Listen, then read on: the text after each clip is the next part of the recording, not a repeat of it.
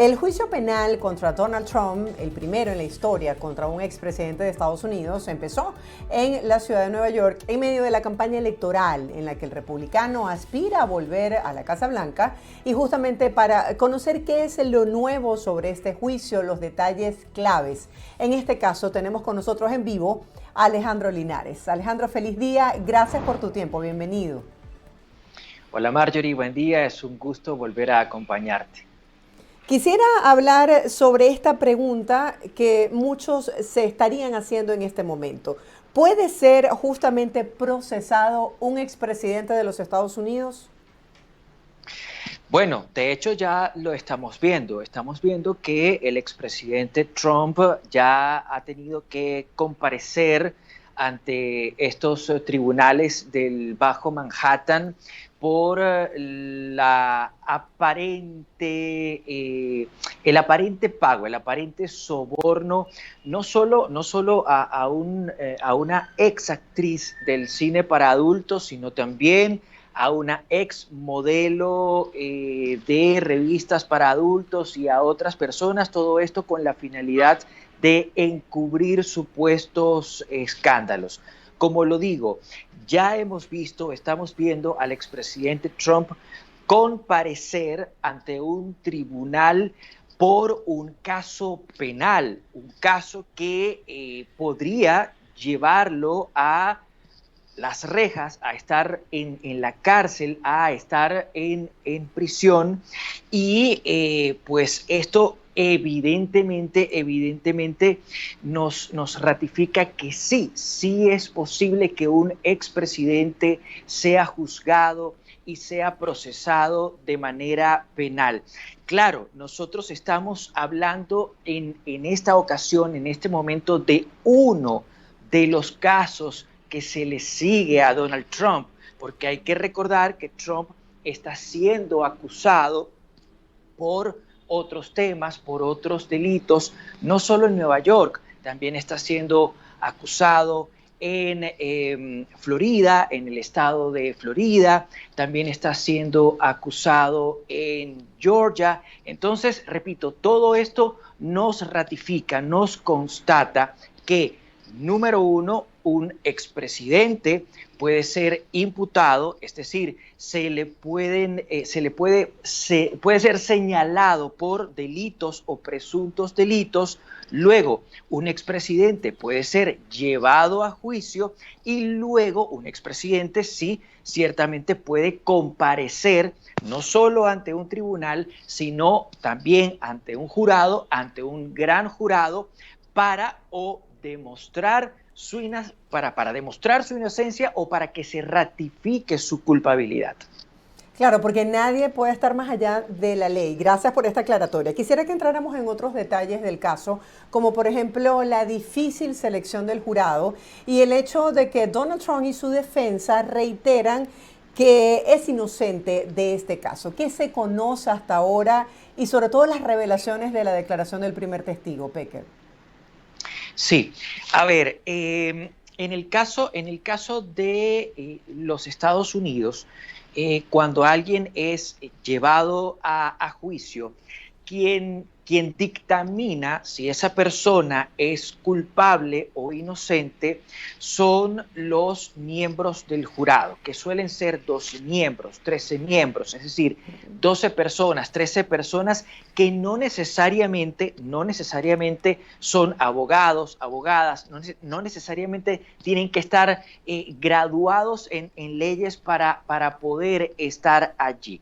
Cuando se va a realizar la selección del jurado, se evalúan los credenciales de cada una de esas personas. Y cuando se está en ese proceso, cuando se está en esa etapa, bien la defensa, bien la fiscalía presentan sus alegatos por los cuales una determinada persona sería o no sería aceptable.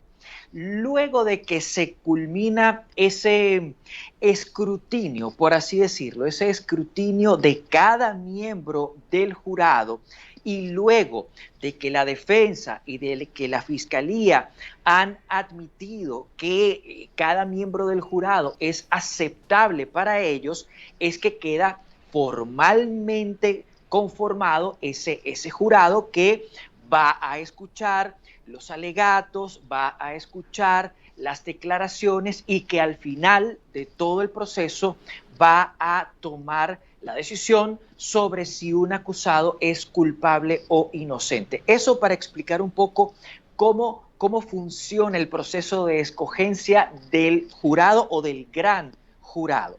Ahora bien, en cuanto al testigo que tú acabas de mencionar, se trata de una persona que estuvo a la cabeza del National Enquirer. El National Enquirer es un tabloide, es un diario, es un periódico. Esta persona, según lo ha dicho la Fiscalía del Bajo Manhattan en Nueva York, esta persona habría trabajado con Trump, habría trabajado para Trump con la intención de ayudarle a encubrir historias que pudiesen haber resultado perjudiciales para el expresidente, sobre todo hacia el año 16, hacia el año 2016, cuando Trump estaba compitiendo por primera vez por la presidencia de los Estados Unidos. Para explicarle un poco a la audiencia cómo trabajaba Trump junto a este señor, uno de los testigos clave, porque no es el único. Lo que ha dicho la Fiscalía es que Trump básicamente le proporcionaba dinero a esta persona para que esta persona tuviese fondos suficientes como para comprarle a aquellos protagonistas de estas historias que Trump intentaba ocultar, comprarle a esas personas los derechos de las historias. Es, para ponerlo en términos aún más sencillos, es como que yo te pagara a ti para que tú compraras el derecho de la historia, a contar la historia, una historia que me puede perjudicar a mí, claro, y comprabas esos derechos no para contarla, sino para ocultarla, engavetarla. Quisiera que habláramos un poco de qué historias en particular se trataba este tipo de transacción. ¿Qué era lo que podía perjudicar la imagen de Trump? Claro. A ver, este caso ha girado sobre todo alrededor de Stormy Daniels, de una ex actriz del cine para adultos. Se dice que Stormy Daniels sostuvo una relación con Trump y que Trump intentó ocultar esa relación para no verse perjudicado en las elecciones del año 2016. Sin embargo, aunque el caso de Stormy Daniels parece ser el de mayor peso, el que está mejor sustentado y por tanto parece ser el protagonista, en esta ocasión el caso de Stormy Daniels es solo uno de los casos, o más bien una de las historias que Trump habría intentado ocultar, porque como lo dije al comienzo, también está la historia de una modelo que solía aparecer en revistas para adultos, que al parecer también sostuvo una relación extramatrimonial con Donald Trump, y también está la historia de un portero que al parecer estaba al tanto de una relación extramatrimonial de Trump que habría derivado en un hijo fuera del matrimonio. Entonces, lo repito, lo que dice la fiscalía es que Trump básicamente desembolsó dinero y que utilizó a personas de su entorno para sobornar a este portero, a esta exmodelo, a esta ex actriz, con la intención de que no contaran ante el público esos deslices de Trump para que Trump no se viese perjudicado durante su campaña, durante su carrera hacia la presidencia en el año 2016. Claro, porque más allá entiendo de cómo le pudo haber afectado su imagen desde el punto de vista ético y moral por estas presuntas relaciones extramatrimoniales, fue el pago que realizó para poder mantener estas historias engavetadas, como lo dijimos anteriormente. Claro, el delito por el que se le está acusando a Trump, es decir, aquí este caso hay que dimensionarlo desde dos puntos de vista, desde el punto de vista moral y desde el punto de vista legal. Desde el punto de vista moral, lo que tenemos que decir es que es reprochable que un expresidente, en aquel momento candidato a la presidencia, haya sobornado a personas para ocultar historias que le resultaban o que podían resultarle perjudiciales. Eso es lo moralmente reprochable y ese es el enfoque que se le puede dar al caso desde el punto de vista moral.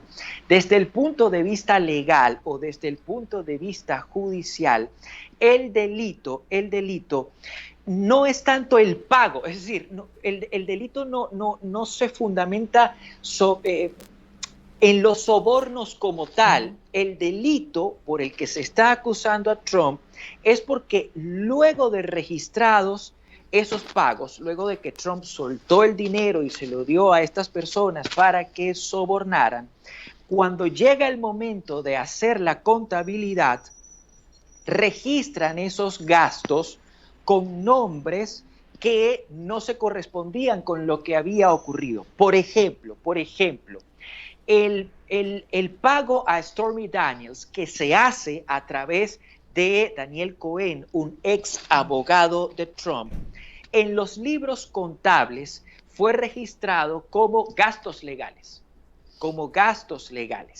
Y es allí donde está el delito. ¿Por qué? Porque hay una manipulación del registro contable. Y eso es un delito grave en el estado de Nueva York y es de allí que se está agarrando la fiscalía para poder acusar a Trump y para poder llevarlo ante un tribunal. Ahora, Alejandro, ¿cuáles pudiesen ser las consecuencias para el expresidente desde el punto de vista legal y desde el punto de vista de su imagen? ¿Definitivamente esto pudiese afectar la intención de voto aquí en los Estados Unidos, tomando en cuenta de que Trump mantiene la narrativa de que es víctima de una cacería de brujas en un año electoral?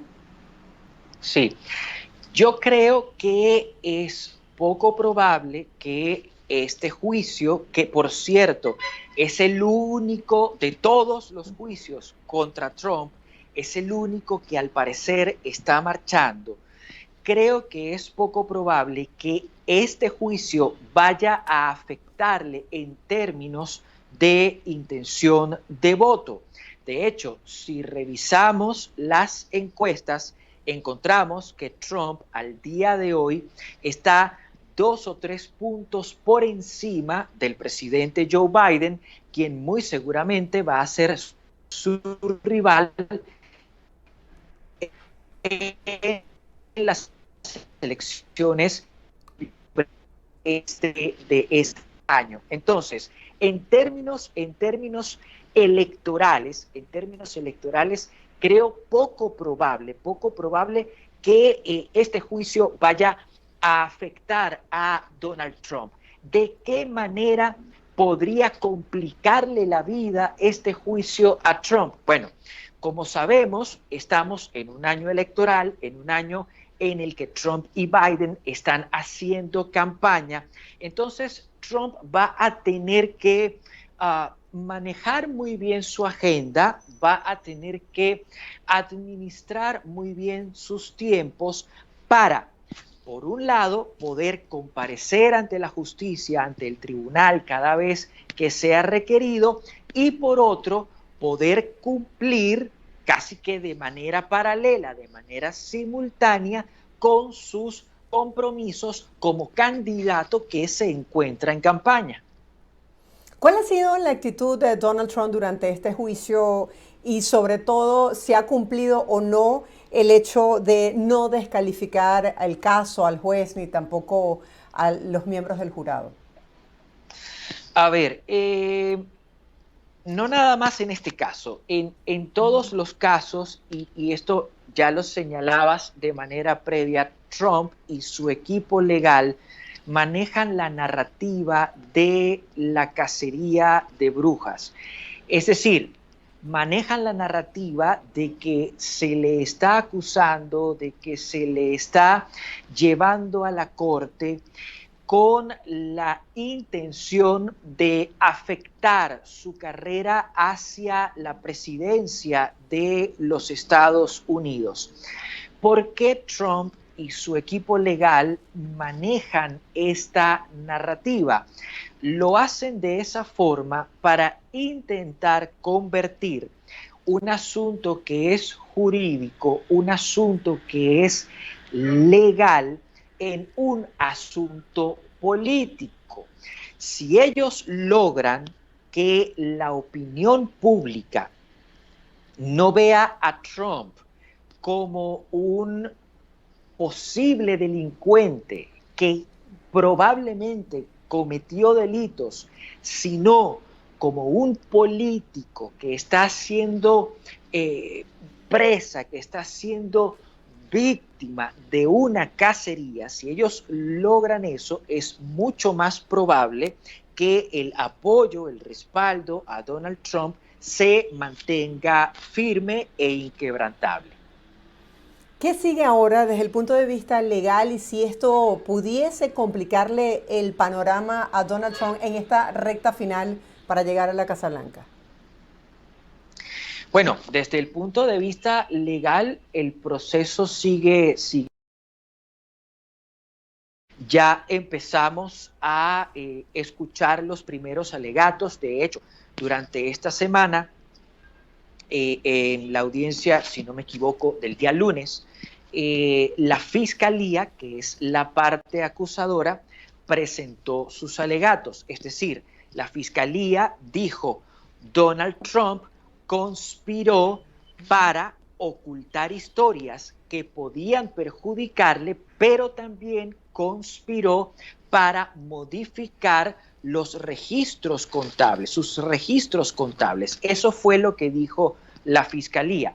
Luego, la defensa, es decir, los abogados de Trump, básicamente descalificaron o intentaron descalificar la acusación, intentaron descalificar el caso que ha armado la Fiscalía de Manhattan y lo redujeron todo, como estamos comentando, a una cacería de brujas, a una cacería política.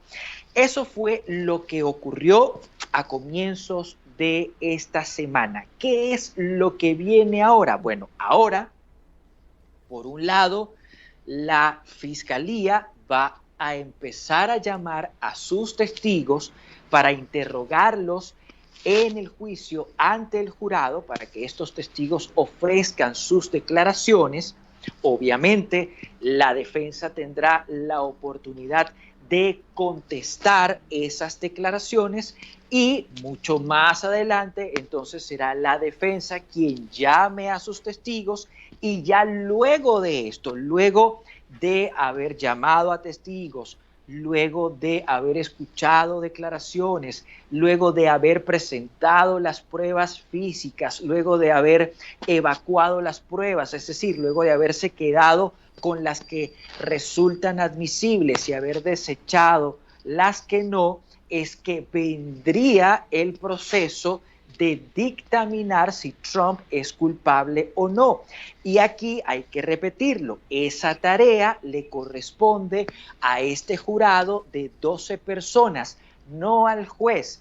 El juez tiene la misión, por un lado, de ser como el gran referee, el gran árbitro, mientras el juicio está en curso, y solo después de que el jurado haya determinado que Trump es culpable, le corresponde al juez dictaminar cuál es la pena.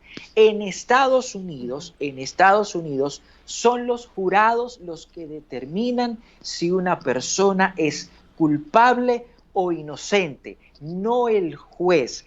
Y la función del juez, vuelvo a decirlo, es la de ser el referee, el árbitro, ¿no?, que controla las cosas mientras el juicio está en curso, y luego de que se dictamina que una persona es culpable, es quien dicta la pena, es decir, es quien dice si la persona debe ir a prisión o si va a estar en arresto domiciliario, por cuántos años debe estar encarcelado, etcétera, etcétera. ¿Cuáles serían los escenarios de la pena, las diversas opciones de acuerdo a la gravedad del caso, justamente de ser declarado culpable?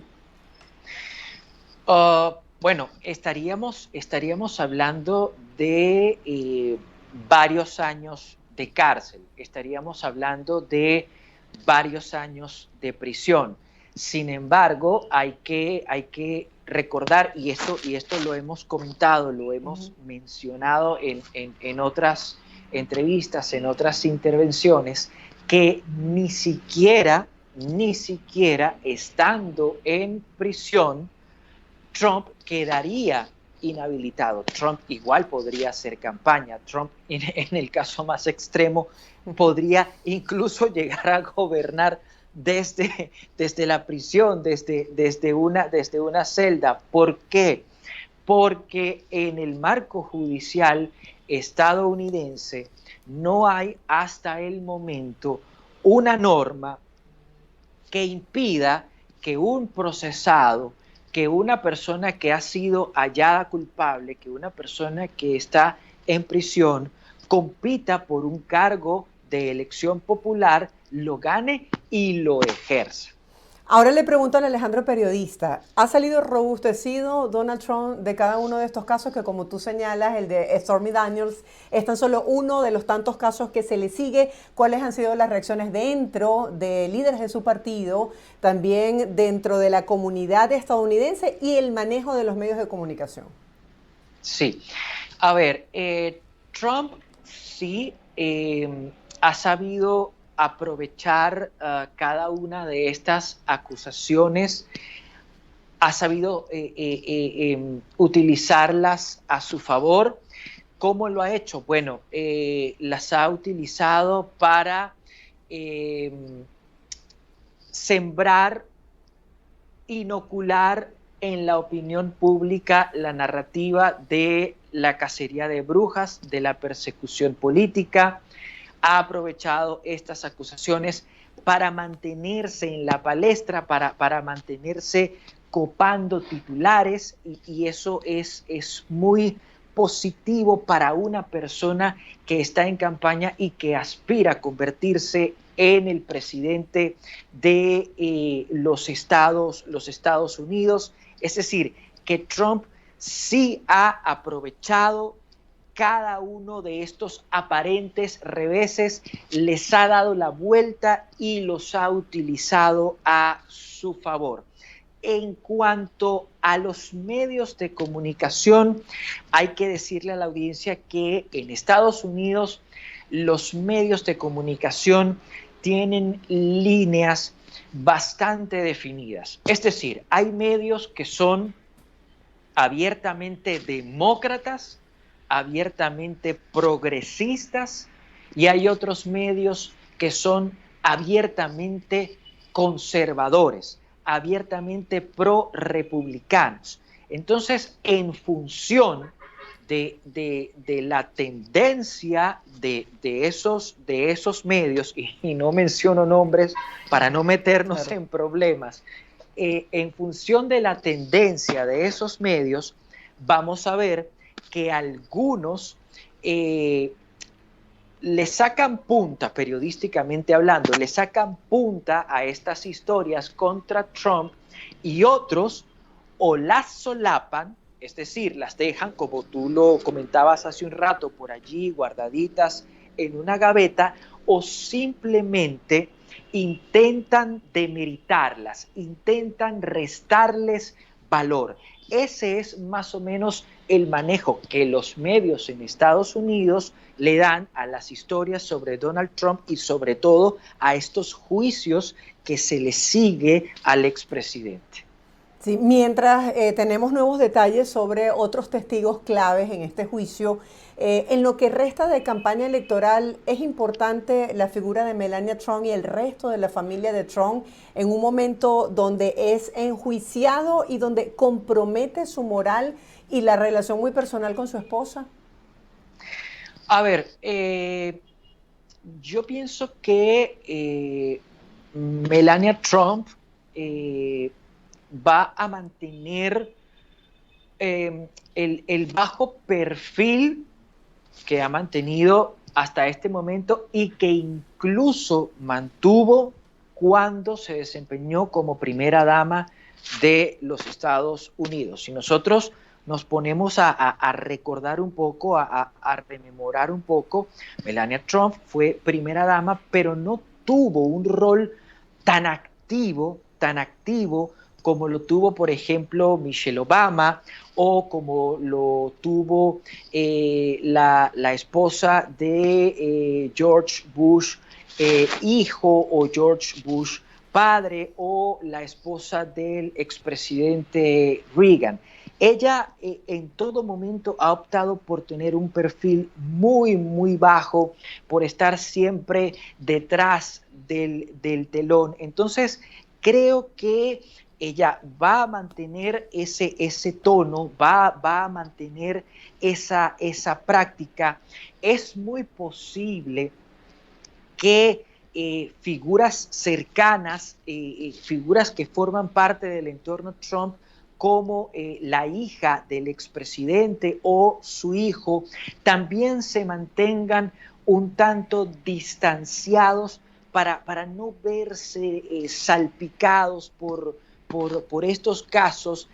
Ahora, lo que sí es seguro es que Trump es el gran protagonista, es el gran portaaviones y Trump realmente Trump se necesita a sí mismo. Trump no necesita que de pronto Melania o que de pronto alguno de sus hijos salga a la palestra, salga a la luz pública para hablar a su favor, porque él es el gran portaaviones, él es el gran protagonista del Partido Republicano, de la campaña republicana. Por lo tanto, aquí quien importa es él. Y por eso, en cierto modo, y esto puede parecer un tanto contradictorio, en cierto modo es favorable que las acusaciones sean directamente contra él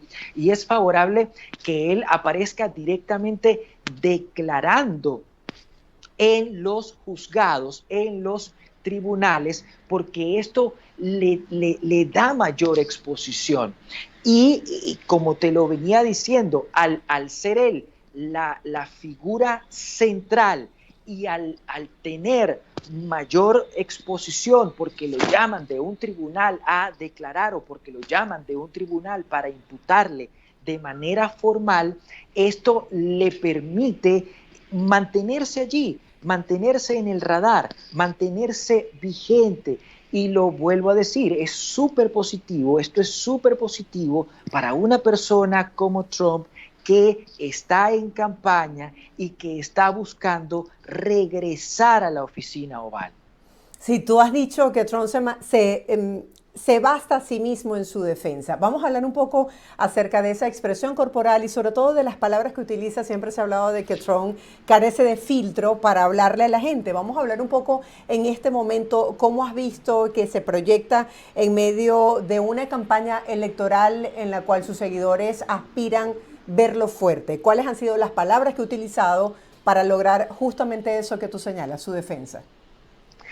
Bueno, hay que acotar que durante las audiencias Trump se ha mantenido en silencio.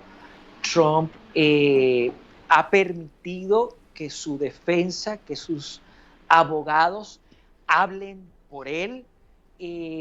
Eso es muchas veces lo sugerible, lo recomendable, porque al ser Trump una persona que puede llegar a ser volátil y que en muchas ocasiones no tiene filtro, permitirle hablar a él podría complicar el caso para la defensa. Por eso lo sugerible es lo que ha estado ocurriendo. Trump asiste a las audiencias, da la cara, pero deja que sus abogados hablen por él. Trump solo se ha limitado a hacer algunas muecas, a mover la cabeza cuando está de acuerdo con algunas afirmaciones, un tanto como para ratificar lo que su defensa dice sobre él o sobre el caso que ha armado la fiscalía. De esa manera, de esa forma, se ha manejado Trump durante las audiencias. Ahora bien, el Trump que vemos sentado en una corte, en un tribunal, es muy distinto al Trump que vemos en campaña. Cuando Trump está en campaña, cuando Trump está en un podio ante sus seguidores, en ese momento se convierte en este Trump que suele utilizar un verbo enfurecido, un verbo enardecido, en este Trump que ataca y que en muchas ocasiones ofende. ¿Y por qué lo hace?